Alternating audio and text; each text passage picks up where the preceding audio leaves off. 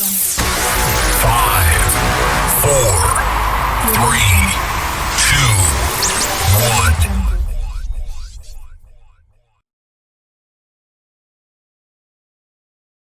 Welcome friends in our YouTube channel The Law Logic। मैं आपका host and दोस्त सचिन वर्मा और हमारे साथ हैं मिस्टर पुलकित जैन जो कि बाय प्रोफेशन कंपनी सेक्रेटरी हैं और लॉ ग्रेजुएट हैं। Welcome sir. थैंक यू, बहुत बहुत शुक्रिया।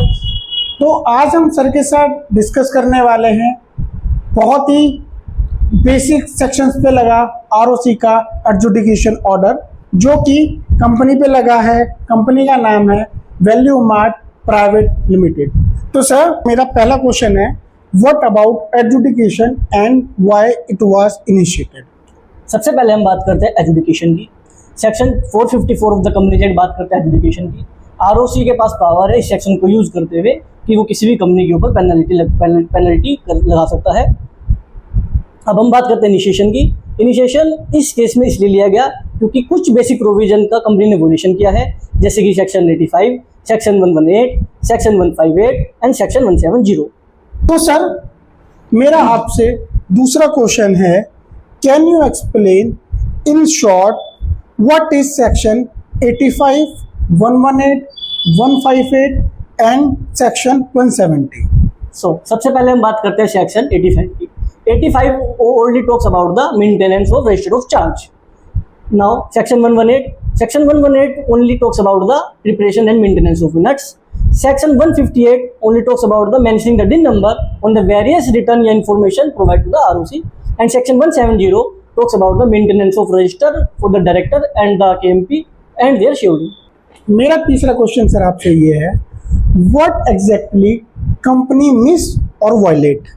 इस केस में क्या हुआ, कंपनी के पास ना ही तो रजिस्टर ऑफ चार्ज मेंटेन था, ना ही कंपनी के पास मिनट्स थी, ना ही बोर्ड मीटिंग्स, ना ही जनरल मीटिंग्स, और कंपनी के पास ना ही register of director and their shareholding maintain था। तो सर मेरा आपसे फोर्थ क्वेश्चन ये है, what was the outcome of this adjudication. इस केस में क्या हुआ, 206 के अंतर्गत इंस्पेक्शन ऑफिसर अपॉइंट हुआ। ड्यूरिंग द इंस्पेक्शन उसने ये पाया ना ही तो कंपनी के पास कंपनी के पास रजिस्टर ऑफ चार्ज मेंटेन था, ना ही कंपनी के पास मिनट्स अवेलेबल थी, ना ही कंपनी के पास register of director and the KMP and their shareholding maintain था। और एक चीज और उसने जो पाई, उसने ये पाया कि कंपनी एक लेटर जो डायरेक्टर ने साइन किया वो बिना डिन नंबर मेंशन करे साइन कर दिया।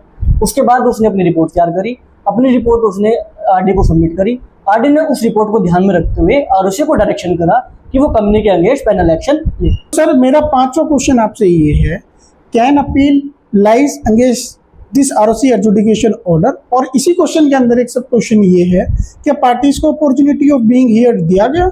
यस, अपॉर्चुनिटी बीइंग हर्ड दिया गया। अब हम बात करते हैं अपील की। अपील आप इस ऑर्डर के अगेंस्ट कर सकते हैं, जो कि आपका कंसर्न रीजनल डायरेक्टर है, आप उसके यहाँ अपील फाइल कर सकते हैं। 60 दिन के अंदर from the date of receipt of order ये अपील आप फाइल कर सकते हैं in the form ADGA 33 along with the grounds of appeal. तो सचिन जी, मैं अब आपसे एक चीज पूछना चाहता हूँ कि what are the key takeaways from this ROC adjudication order.